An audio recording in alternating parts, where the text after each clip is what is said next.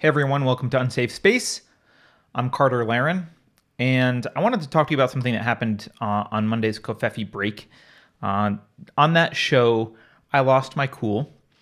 I got so passionate about something that I actually yelled at our audience, and I wanted to start by apologizing. I don't think I've ever yelled at our own community before. And my friend pointed this out after the show that you weren't just passionate, you were yelling actually at the community.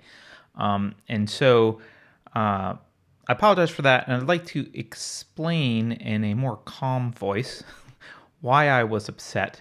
I know a lot of you, I've seen comments, a lot of you think that I'm the dispassionate, logical person, and Carrie's the person who brings more of the heart to the show. And I think largely that's true, although obviously Carrie has an exceptional brain and can think very well. And I'm here because I feel very strongly about what I'm doing. And that doesn't always come out because I know a lot of times people think I'm being a little bit just too rational, and sometimes it comes out when you least expect it. And so I wanted to talk about why I was upset, because I was upset. And the context here, for those of you who didn't see the show, now you're going to want to go see me yelling at the community. So go watch Monday's Kofefi break if you missed it. But the context is that there was this couple in St. Louis who defended, I'll put defended in quotes, they defended their home when protesters were trespassing they lived in a gated community. Protesters were trespassing into that gated community. The protesters were going after the mayor's house, and this couple quote defended. They came outside with guns.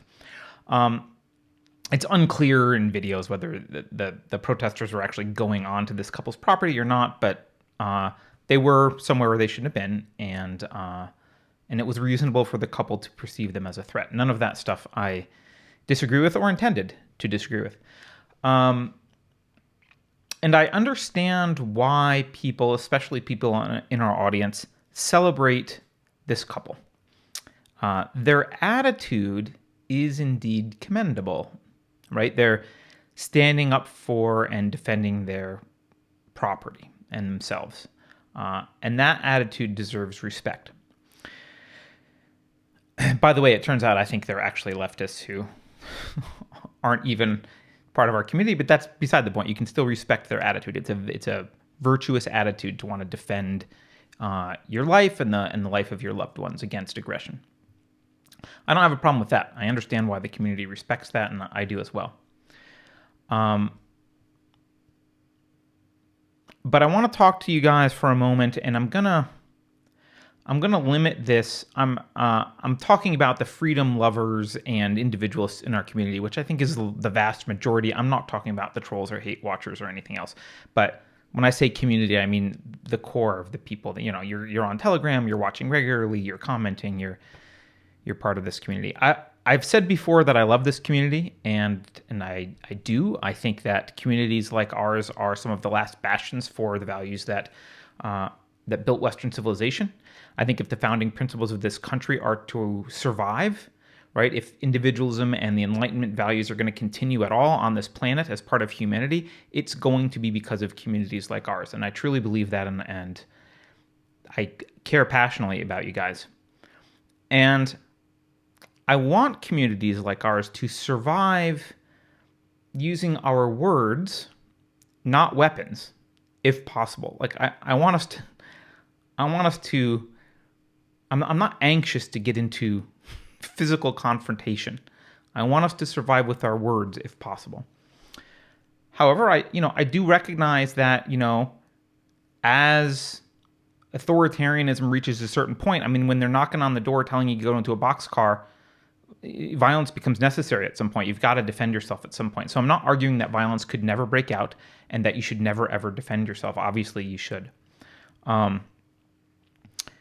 And in the event that that kind of stuff happens, things go south, I want us all to survive. I want us to be prepared. So when things go south, if someone has to defend themselves physically, again, I really hope no one has to do that. But if they ever do, I want them to do it with expertise, right? I want them to avoid unnecessary losses. I want them to defend themselves with the odds in their favor as much as odds can be in anyone's favor in a situation like that. As a community in general, I think our dedication to individualism stems from our love for life, not an obsession with destruction or pain or death, or because people want some kind of a war. We're individualists because we love life, and we recognize that freedom and individualism are the ways to let humans thrive most prosperously and to really blossom and love their lives and live their lives to the fullest. That's why we're individualists from an emotional perspective, apart from the very rational arguments for it. That's the emotional motivation. And so with that in mind, I think we need to recognize something about our community, and I'm just going to throw this out here. With respect to the principles of personal defense, we are extremely diverse as a community. There are people in this community on the one end, and I talk to these people. Some of them are my friends. These people are completely switched on. I mean, they have more tactical training and expertise in the use of force than any of us combined, like the rest of us combined. They are experts. They know what they're doing. Those people don't actually need to hear my message about why I was angry on Monday, because they already know. They saw what I saw. I'm not one of those experts. I'm not throwing myself in that category by any means. But they saw what I saw. I don't even need to address this to them because they know this. At the other end of our community, though, and obviously everything's in between here too, but at the other end of our community, there's people who have never held a gun. There are people who, maybe worse than never held a gun, there are people who've just purchased one. They've just purchased a gun. They're afraid of what's happening around them. They just went and armed themselves. That's great. I encourage it, but the gun doesn't solve the problem by itself. It's great. It's a great first step. All of these people, no matter what end of that spectrum they are on, or whether they're in the middle, they're all valuable members of this community, and they're all allies. I hate to use that word. It's a SJW word, but right? They're all allies in the fight to preserve individualism. And we don't want our fellow allies dead. That's not what we want. So back to my reaction on Monday, I saw people praising the actions of this St. Louis couple. Not just the attitude of the couple, which I praise, I agree with, but praising their actions. And that really horrified me. Because all I could picture was people that I love and respect, people that are fighting the good fight, right? Walking away from this St. Louis story with this idea in their head that's like, that's what I should do. In fact, some people actually said basically that much, like, oh, that's what I would do. And I understand getting caught up in the attitude of the St. Louis people, which again is healthy. But their actions were careless. They were impromptu and they were half-cocked. And, look, again, some people in our community know this, right? They know that. They could see that kind of careless attitude. I mean, they know that kind of carelessness is like a recipe for a couple of body bags, right? That's what that is. And we as a community, we should not want other people in our community to check out early just because no one bothered to tell them to not run outside and wave your gun around in the face of a mob, right? It's a stupid tactical move. And tactics matter, especially if they get you killed. So not everyone in this community knows that. Clearly, not everyone in this community knows that. And I don't expect you to. I don't think everyone can expect you to. Personal defense, home defense, basic tactics, firearms training, these aren't things that any normal person ever really thinks about outside the context of Hollywood movies, and I get that. So I'm not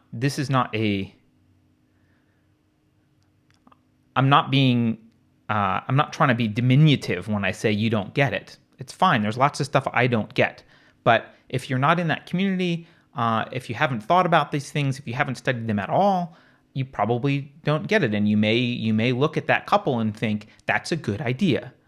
And I don't want that, because I would like for you to remain alive. And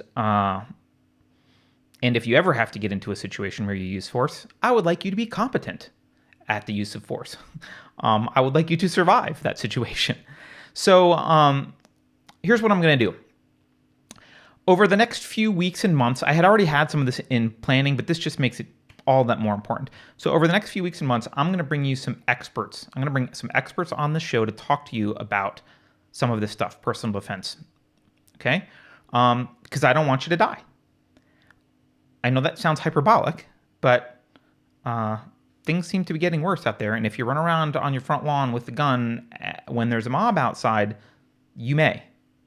So that's why, again, it's not an excuse. It's just an explanation. But that's why I was so upset on Monday, because all I had were these pictures in my head of our beloved community getting themselves shot up. So yeah, if you're seriously at risk, I don't want you to take the actions of this St. Louis couple as a template for how to behave. Their attitude's fine. Take their attitude as a template. Their actions, no. If you're seriously at risk, I want you to defend yourself. I want you to do it well. I want you to do it intelligently. I want you to do it calmly and coolly, thoughtfully. And I want you to do it as effectively and safely as is possible in any kind of situation like that. That's what I want.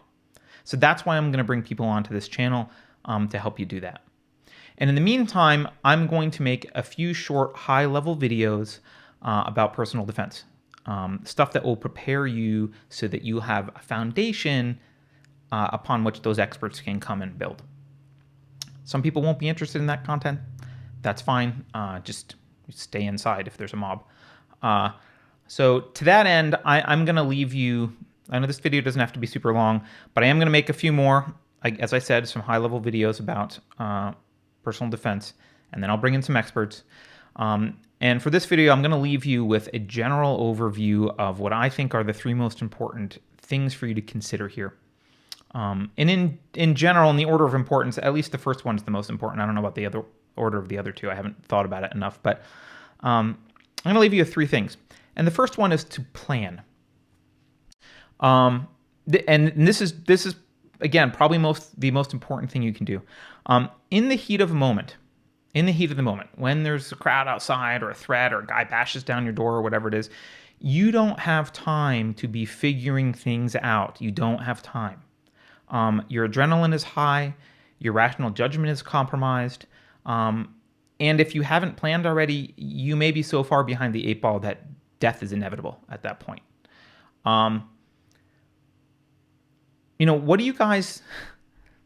What do you think is the most valuable weapon that you can wield in your personal defense? Because I'll tell you, the answer is not a pistol. The answer is not a shotgun. It's not an AR-15. It's your reasoning mind, right? But all those things, all those weapons, they pale in comparison to your reasoning mind. But you need to use your reasoning mind mostly before the situation, right? Those weapons pale in comparison to the power of well thought out, preconceived plans of action. So use your brain to your advantage and use it to plan.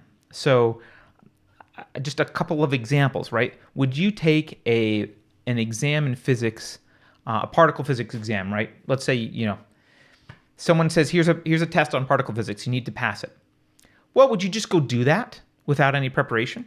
Right? Would you move to a new country and expect to succeed right away if you didn't bother learning the language or even trying to learn the language or the customs or anything? Right? No, you wouldn't do that. You can pass a physics test and you can move to a country and be successful, but not if you don't plan, not if you don't study, not if you don't prepare.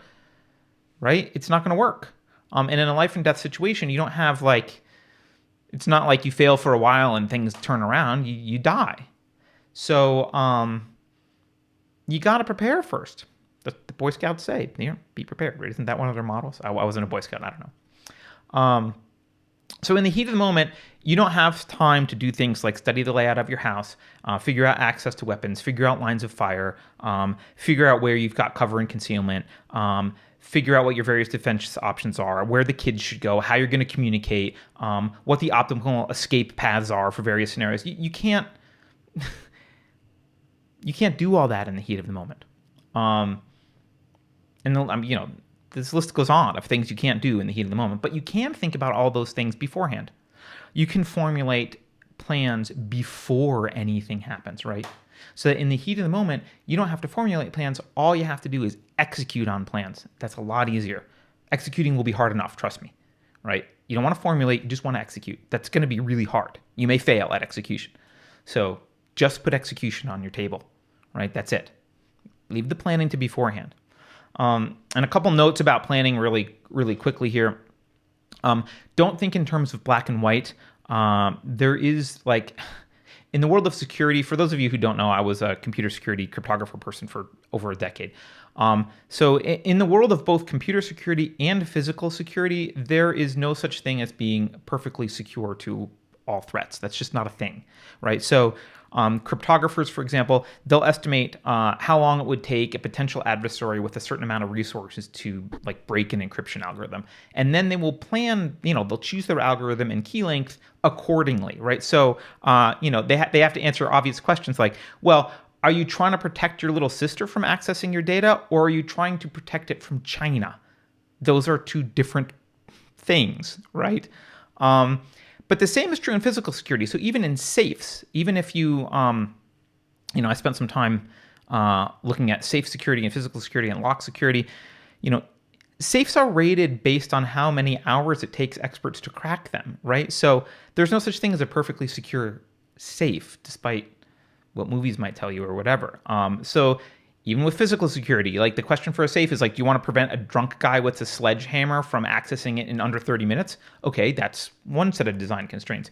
Do you want to prevent an expert with a diamond drill and a bag of thermite from getting in less than 4 hours? Okay, well, that's another set of problems, right? So physical security is a risk question. You will go mad trying to protect yourself from every possible threat because you can't. And you'll end up expending resources in the wrong direction that could be better allocated elsewhere. So instead, think of security in terms of risks and rewards. When you're thinking about plans, think about them in terms of risks and rewards. What are the most likely scenarios? What are the simplest actions that you can take to mitigate harm in those scenarios? Make a list. Make a list of those scenarios, right? How might you attack your own residents, right? How might a mob behave? What are some things that might deter them? Make that list. But think in terms of risk analysis. The second thing I'll note on a plan is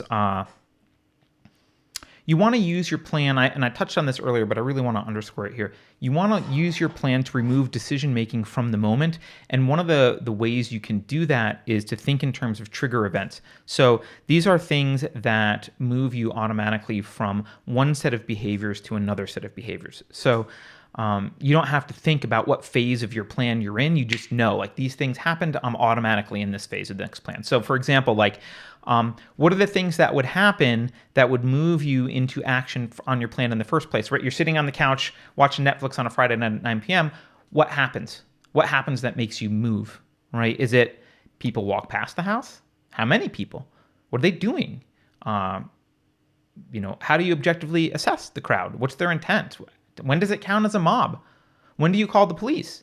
When do you pick up your weapon and tell your family, hey, phase one, go start this plan that we developed? In the heat of the moment, hesitation is your enemy. So you want to remove the possibility of hesitation as much as possible. And one of the things you can do is make decisions about when to transition from one phase to another beforehand. So again, you're just spending your time observing what's going on and reacting to what's going on, not thinking about oh, that guy's walking forward, he's got a shotgun and he's pointing it here. What should I do? Should I shoot now? Should I wait? What do I do? You should have already thought about that. You should know, oh, this is a trigger event, or it's not. It's not a trigger event until he, passes the bushes and does X, Y, Z, or whatever it is. You've made trigger events, you know when you go to the next phase of the plan. So again, the next phase, when do you start the plan? When do you actually start using force? to defend yourself? When do you give up on using force and retreat? What are the triggers for those events? That's the other things. That's the other thing you should think about when you're formulating a plan. So again, the idea of a plan and the trigger events and all this is to remove decision making from the heat of the moment. That's not when you want to be making decisions. You want all those decisions made beforehand so you can utilize your brain, and that because your brain's your best weapon. And you can think about it for months and years beforehand with your brain. You've got lots of brain power you can apply to this. But in the moment, you got very limited brain power you can apply to it. And your brain's not even functioning very well because of adrenaline and other stuff. So that's the first thing. The first thing is plan. The second thing is to practice. You got to practice your plan. Having a plan is nice, but you need to practice it. You can practice it kind of sort of virtually, right? You can run through scenarios in your head, which is important, right? That's not like woo-woo stuff. Like athletes run through scenarios in their head before they go into a game. They think about what they're going to do. They imagine themselves doing it. That helps them prepare, and it helps them perform better. So you absolutely should be running through scenarios in your head and thinking about it, thinking about your plan. Thinking about what would happen, test the scenarios in your head. But you also got to practice in real life. If you have a family, you got to practice with your family, right? You got to, like, how are you going to communicate to them? You can't, like, they're not going to remember. Your family's off doing other stuff. You got to make sure that they remember how to communicate, what they're supposed to do, where are they going to go, what are they going to do, in what scenario. They need practice, especially kids. Some people worry about exposing kids to this. They're like, how could you possibly? It's going to scare the kid to tell them, you have to go to the basement or do whatever. Look, this is my experience as a dad. Make up your own decision. Obviously, as a parent, it's your kid, your family. I'm just giving you my thoughts. My experience is kids know. They already know if you're anxious. If you're actually considering this stuff, if you're actually worried about this, your kid knows. Even if you've never said anything, they know. They can sense it. So they're likely to be even more scared because you're not talking to them about it, right? It's one thing if dad or mom is saying, well, this is a thing and these are the steps we're taking. It's another thing if dad and mom are so scared that they're not even talking to you about it. That's scary, and their imaginations are going to run wild. So they have no idea. There's uncertainty there for them, right? Their imaginations are running wild. They know mom and dad are scared. They don't know what they would do. They have no idea how things might turn out. They feel helpless. They feel out of control. They feel powerless. So I actually think telling the kids, having them involved, it does a few things. First of all, it reassures them you're in control. You've got a plan, right? And just that much is comforting. Like, that helps. And it allows you to also talk to them about feasibility of things, right? Because one conversation I had with my daughter was I just related it to seatbelts. Look, this is an easy thing we're going to do. We're going to learn this thing. What we're going to do. It's just preparation. We'll probably never get in a car accident, but we still put our seatbelts on, right? We learn how to put our seatbelts on. Now, that's obviously easier than this, but it's a just in case kind of thing because sometimes stuff can happen. It also gives them something to focus on. So both beforehand, which is good, but also in the heat of the moment. So they're not freaking out. They're thinking, like, these are the things I got to do. I know what to do. And that makes them feel empowered.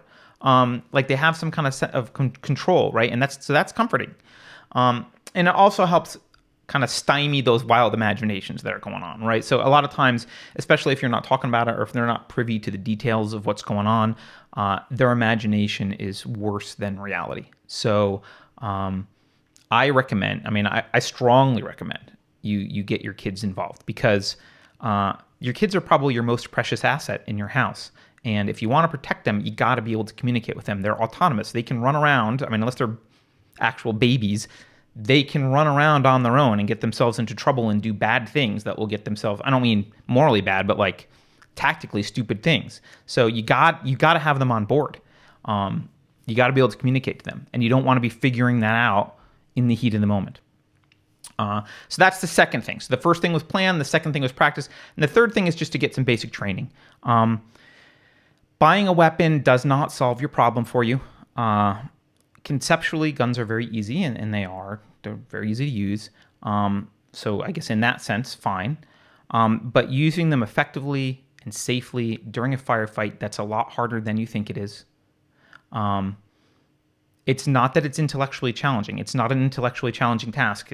It's a physical activity, right? Think of it as if you've ever taken martial arts, someone can tell you how you're supposed to punch, but you got to do 1,000 punches to get it right.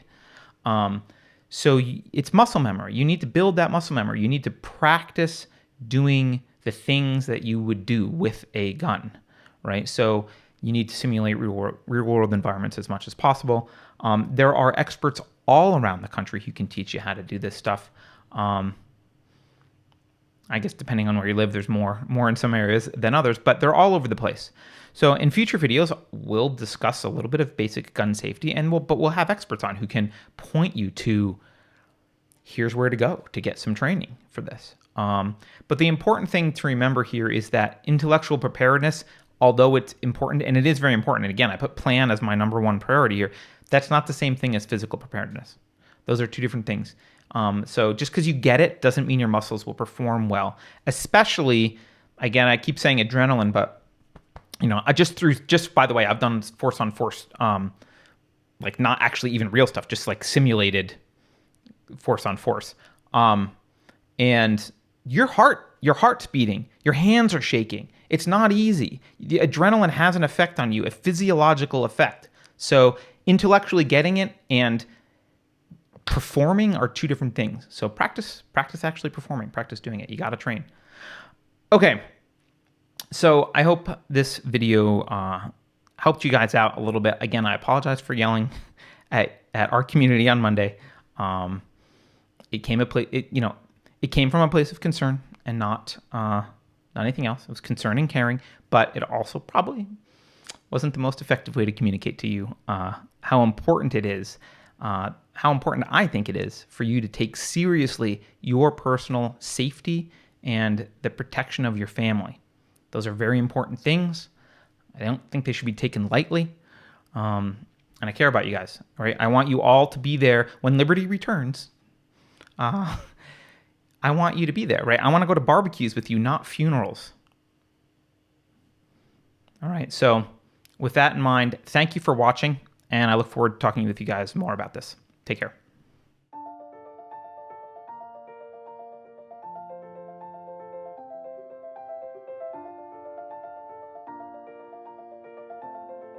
Thanks for watching. If you're new to the channel, we have a deep content library that includes interviews with everyone from Mike Cernovich to Megan Murphy, so go check it out. If you'd like to see more, please consider supporting the show by visiting unsafespace.com/donate. You can find us on all the major social media platforms, at least for now, and you can find a community of like-minded individuals on our Unsafe Space chat on Telegram. See you there.